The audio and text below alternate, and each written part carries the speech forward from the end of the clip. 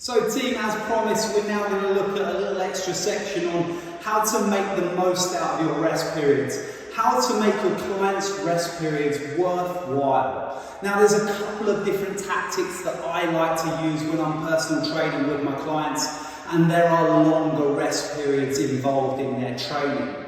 We're going to start by looking at this little game here. We're going to look at our lights out game. This is a great way to keep our clients engaged, to work their brain, keep their brain turned on, keep their focus in the session, and that by focusing them and keeping them on something activity and reaction orientated, it will help them with the priming and prepping for their actual exercise movement. So our first exercise, I'm going to be using a little lights out game where I'm trying to tap the colours as they come up. So check it out.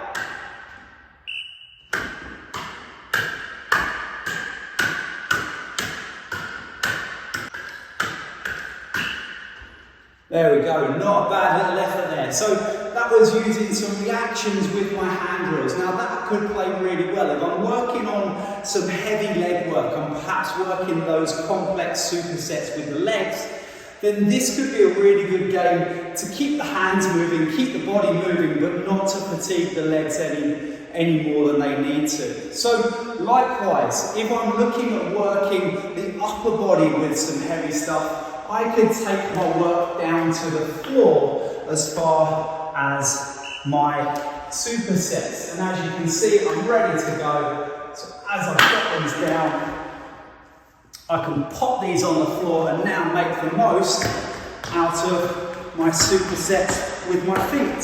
So it's just being smart that if I'm going to be working even these little turn-on neuromuscular type drills, working on a bit of reactions and agility, not to burn out the muscle group that I then might be looking to use. So when if I'm working big on the legs and the lower body, then I'm going to be perhaps working the hands with my recovery and keeping the brain focused. If I'm working big on the upper body, then perhaps I'm going to keep the feet focused with the brain in the recovery. So there's our first little way we can look at some active or some useful recovery. The second way is to utilise something like a massage gun. If you don't have a massage gun, just some general mobility drills. So for instance, if I'm looking to, perhaps I know that my client also has a little bit of a sticky hip, then like myself, if they've got an anterior hip problem,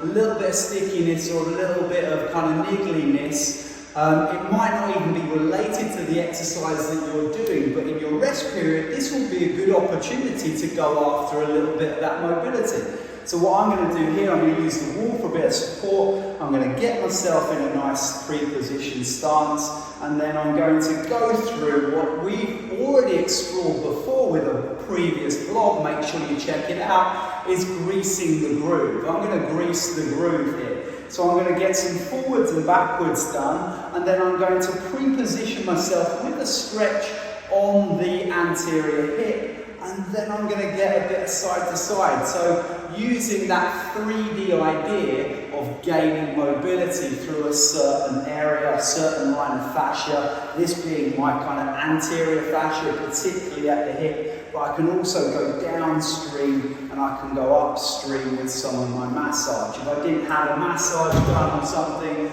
it's a really great idea to do as well as, or instead of, is get some drivers through the whole body.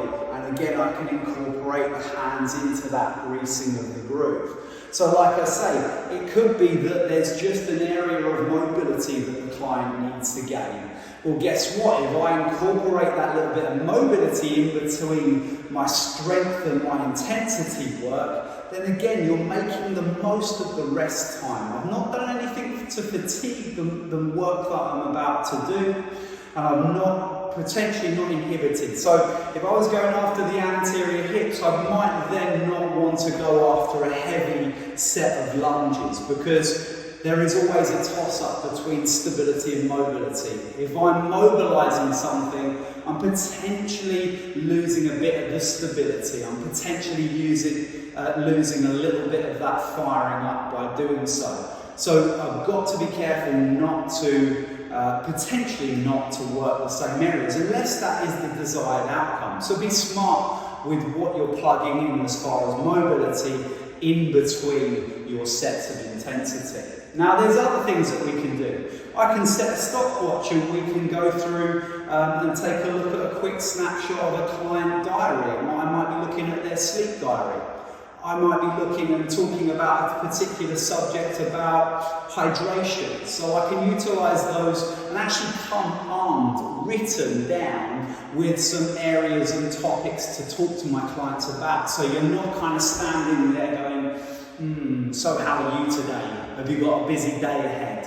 All those taxi type questions that we often, and conversations that we get into with clients. Come armed with some really valuable things to talk about during your session. That little bit of prep, even with conversation, is a great way to get more out of your sessions. Or then you could play some puzzle games with your clients. You could play a bit of hangman or some sort of Sudoku or something like that. You could play games, little games of rock, paper, scissors in between. And then if you lose, you have to do something. So there's lots of little ways that you can keep your clients either entertained with some little games, keep them focused using little drills, or actually get some valuable topics of talk out by coming armed with some questions or topics to make the most out of your client's spare time, the rest time in those sessions. Then those rest times are valuable, it's not dead time, and your clients will appreciate the rest time, and therefore you will be able to adhere to the proper rest times that should be dedicated to the work that you're going through.